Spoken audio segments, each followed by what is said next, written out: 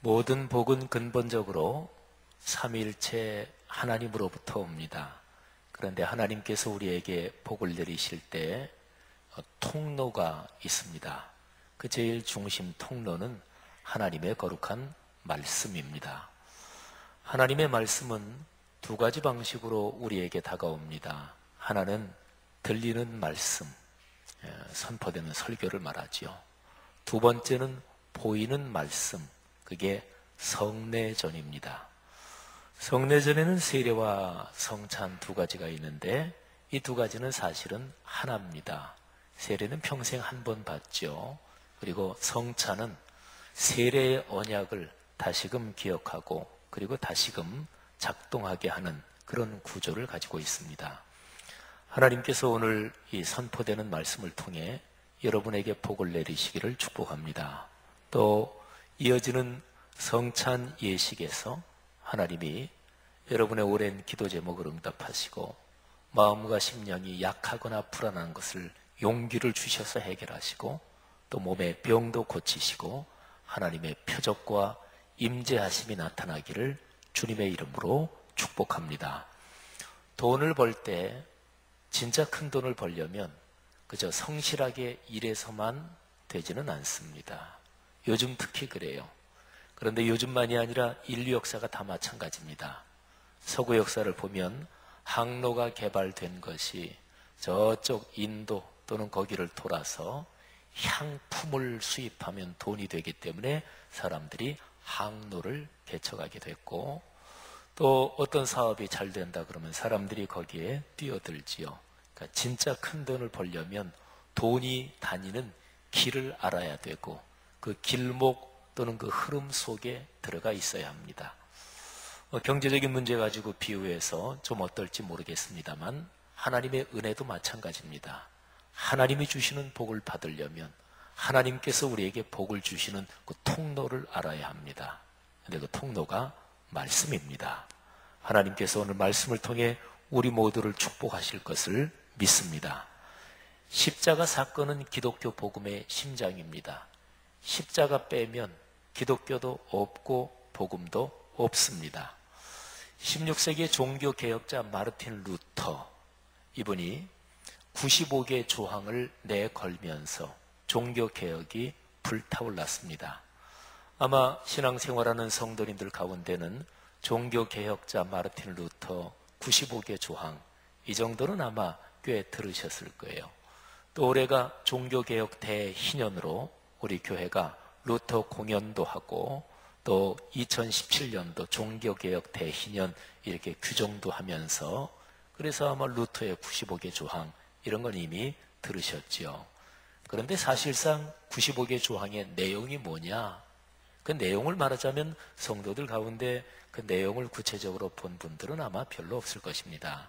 심지어는 목회자들 중에서도 그토록 중요한 95개 조항 그 내용을 구체적으로 들여다보고 또 분석도 하고 그런 사람이 생각보다 많지 않습니다. 그런데 저 95개 조항 맨 마지막 3개 93조, 94조, 95조 그거를 제가 읽어드릴 텐데 이 3개 조항의 핵심이 십자가입니다. 자, 93조 십자가가 없는 곳에 그리스도의 백성을 향하여 십자가, 십자가 하고 부르짖는 모든 예언자들은 축복을 받을지어다. 그러니까 그 당시에 십자가가 사라졌다는 거예요. 십자가가 저 뒤로 밀려났다는 거예요. 그러니까 루터가 십자가가 복음의 핵심인데 십자가를 외치는 하나님의 사람들이 복이 있을지어다 한 거지요. 94조 그리스도인은 형벌이나 죽음이나 지옥을 통하여서 머리 대신 그리스도를 부지런히 따르도록 훈계받아야 한다. 어떻게 하면 신앙이 성숙할까요? 어떻게 하면 하나님이 주시는 복을 받을 수 있을까요? 그리스도를 따라야죠. 예수 그리스도 닮아야죠. 근데 예수 그리스도를 닮을 때 그리스도께서 지신 십자가는 되게 힘든 거고 어려운 거잖아요. 그래서 루터가 여기서 표현하기를 형벌이나 죽음이나 지옥 이렇게 표현했어요. 그러니까 그리스도를 따르면서 십자가를 끌어안지 않는 사람은 신앙이 성숙할 수 없다 그런 거죠. 좀 부담이 되시죠, 그죠? 자, 마지막 95조입니다. 그러므로 하늘나라는 평안에 대한 잘못된 확신을 통해서가 아니라 많은 고난을 통해 들어가게 된다는 것을 확신해야 한다. 이 마지막 95개 조항이에요. 어떻게 하면 하늘나라에 들어갈까요? 평안에 대한 잘못된 확신 가지고는 하늘나라 못 들어간다는 거예요. 그러니까 하나님을 섬기지도 않고 십자가의 희생 본받을 생각도 없고 주님을 위해 고난을 감수할 생각도 없고, 그러니까 나 자신은 조금도 손해보지 않고, 그런데 그런 사람들을 향해서 평안하라, 복이 있으라, 이거는 평안에 대한 잘못된 확신이란 얘기죠. 많은 고난을 통해서, 물론 주님께서는 영광을 허락하시고 복을 주십니다. 그런데 기독교에서 말하는 영광은 십자가를 통한 영광입니다. 그러니까 십자가 신앙, 이게 없어진 시대에 루터가 바로 그 점을 다시 지적한 거지요. 사랑하는 성도 여러분들이요, 십자가, 이것이 부담스러운 것 같지만 여기에 하나님이 주시는 진정한 복이 걸려있다는 사실을 다시 한번 깨닫고 십자가 신앙 붙들고 사는 성도들이 되시기를 주님의 이름으로 권면합니다. 십자가를 생각하면 우리는 보통 두 가지를 머리에 떠올려요. 죽음 그리고 부활. 이 두 가지는 참 대조적이지요. 빛과 어둠이 대조적인 것처럼, 참과 거짓이 대조적인 것처럼, 그리고 하나님과 사탄이 정반대 극에 서 있는 것처럼.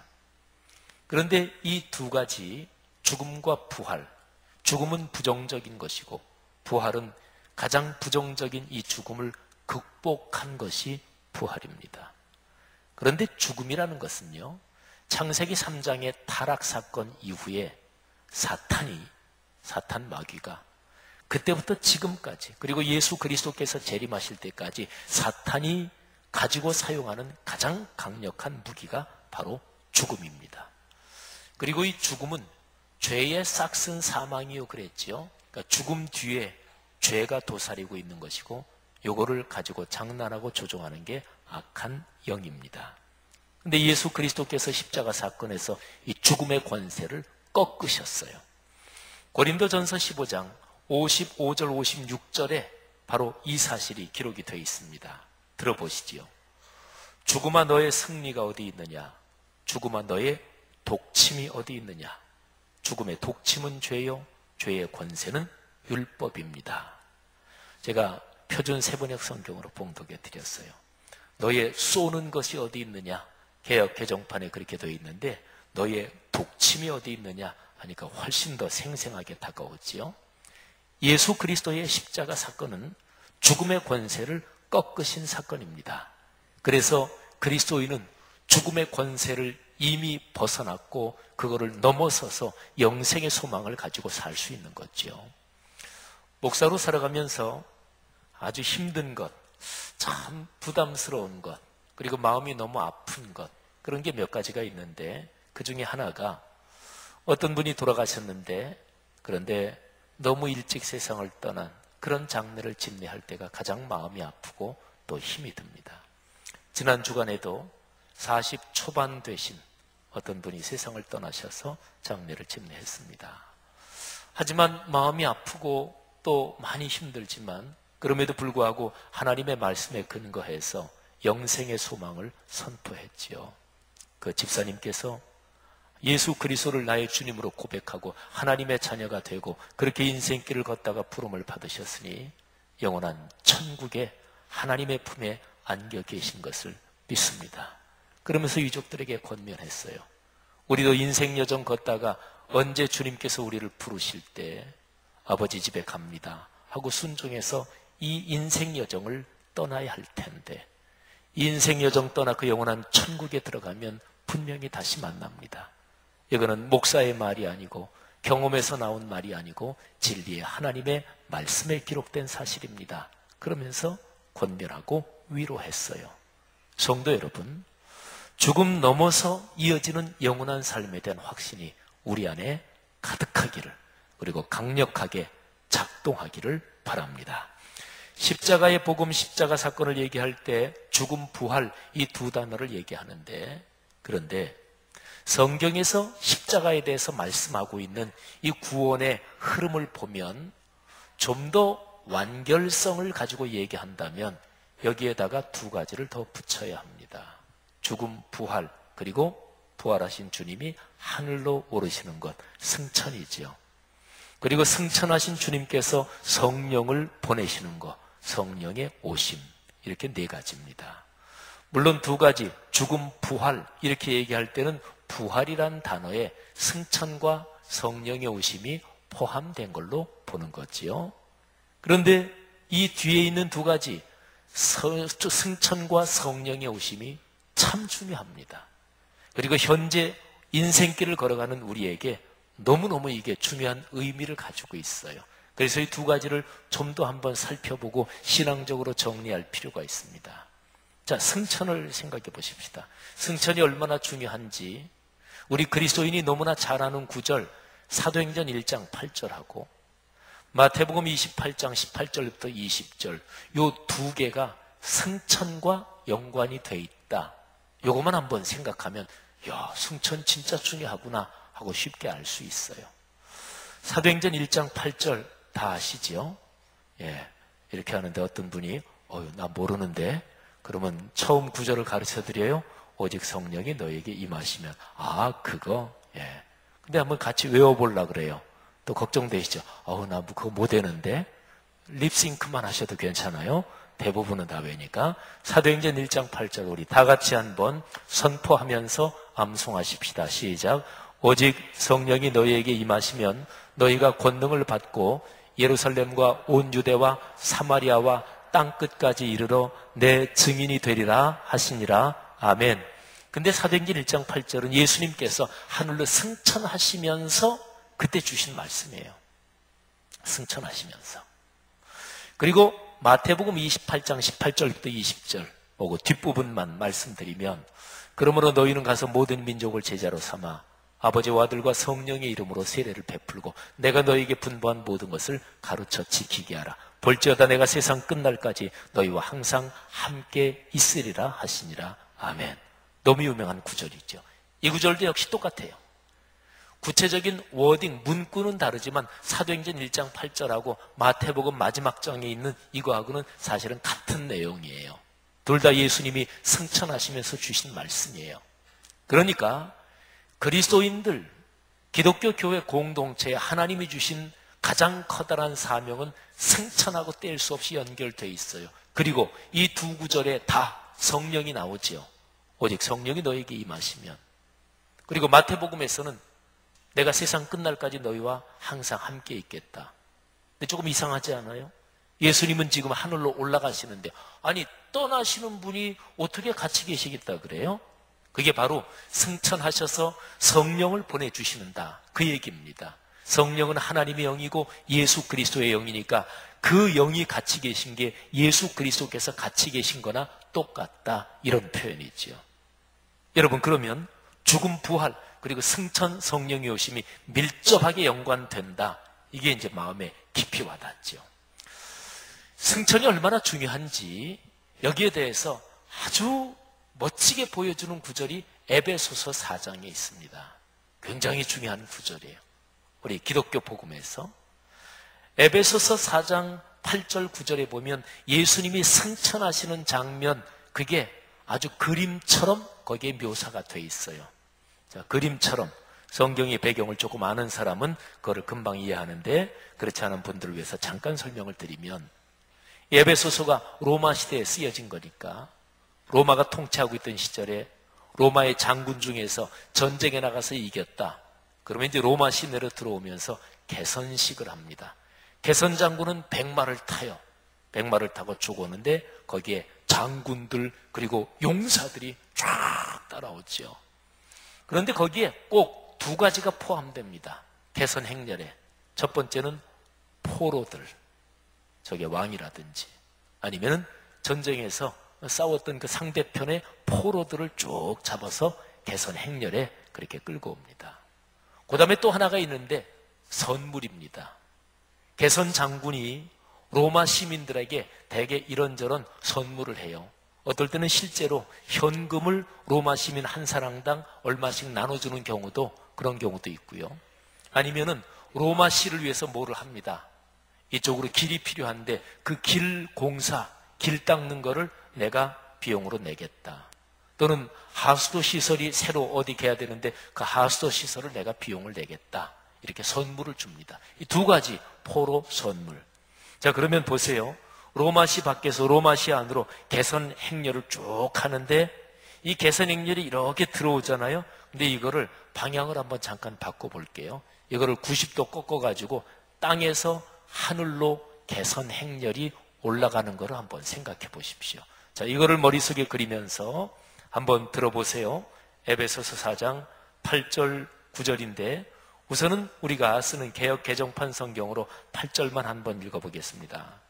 그러므로 이르기를 그가 위로 올라가실 때, 설명드렸죠. 올라가실 때 사로잡혔던 자들을 사로잡으시고, 포로 얘기가 나오죠. 사람들에게 선물을 주셨다 하였도다. 아멘. 이 성경 구절을 제가 표준 세번역으로 읽어드리겠습니다. 잘 한번 들어보십시오. 더 이해하기가 쉬워요. 그러므로 성경이 이르기를 그분은 높은 곳으로 올라가셔서 포로를 사로잡으시고 사람들에게 선물을 나누어 주셨다 합니다. 그런데 그가 올라가셨다는 것은 그분이 땅의 낮은 곳으로 내려오셨었다는 것이 아니고 무엇이겠습니까? 내려오셨던 그분이 만물을 충만하게 하시려고 하늘의 가장 높은 데로 올라가신 바로 그분이십니다.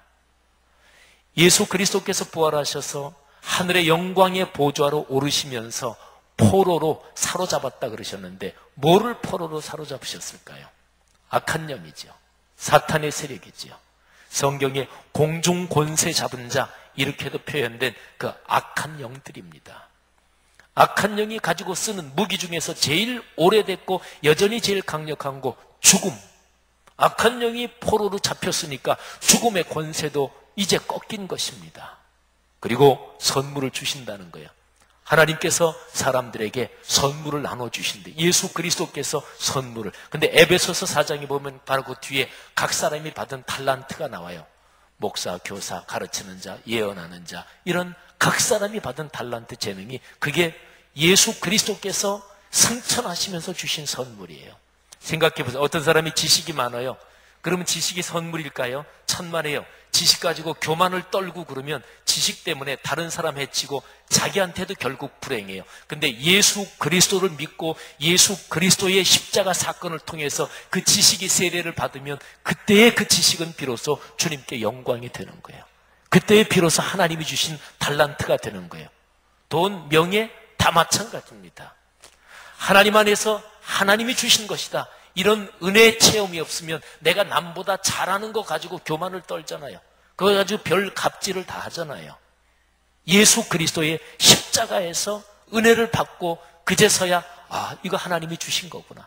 내가 잘나서 된 게 아니구나. 이게 하나님의 선물이구나. 이거를 깨닫는 거지요. 성도 여러분, 여러분이 인생길 걸으시면서 다른 사람보다 어떤 면에서든지 좀 더 나은 것이 있다면 그게 하나님께서 주신 선물임을 깨달으시기를 바랍니다. 그래서 그것 때문에 복되시기를 바랍니다. 그것 때문에 다른 사람들에게 선한 영향력을 끼치시기를 주님의 이름으로 축복합니다. 에베소서 4장에 만물을 충만하게 하신다. 그분이 하늘로 승리의 개선장군으로 올라가시면서 만물을 충만하게 하신다. 이 표현이 아주 중요합니다. 성경에서 말씀하는 하나님의 구원의 완성은 사람만 구원받는 게 아니에요.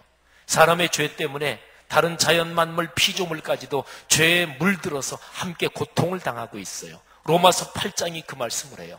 그런데 하나님께서 결국 구원의 완성을 이루실 때 그 피조물들도 구원하셔요. 그래서 피조물들이 탄식하면서 고통스러워하면서 간절히 바라는 거예요. 구원받고 싶다. 그게 로마서 8장에 나와요. 그게 바로 만물의 충만이에요. 한번 들어보십시오.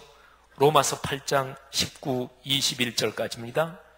피조물이 고대하는 바는 하나님의 아들들이 나타나는 것이니 피조물이 허무한데 굴복하는 것은 자기 뜻이 아니요 오직 굴복하게 하시는 이로 말미암음이라. 그 바라는 것은, 그러니까 피조물들이 간절히 소원하는 것은 그들도 썩어짐의 종노릇한 데서 해방되어 하나님의 자녀들의 영광의 자유에 이르는 것이니라. 아멘.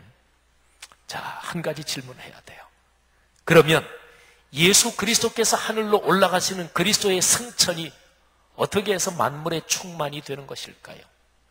요한복음 13장, 14장, 15장, 16장 쭉 보면은 예수님이 제자들을 떠나신다는 것 때문에 제자들이 근심하고 두려워하고 슬퍼하고 있습니다.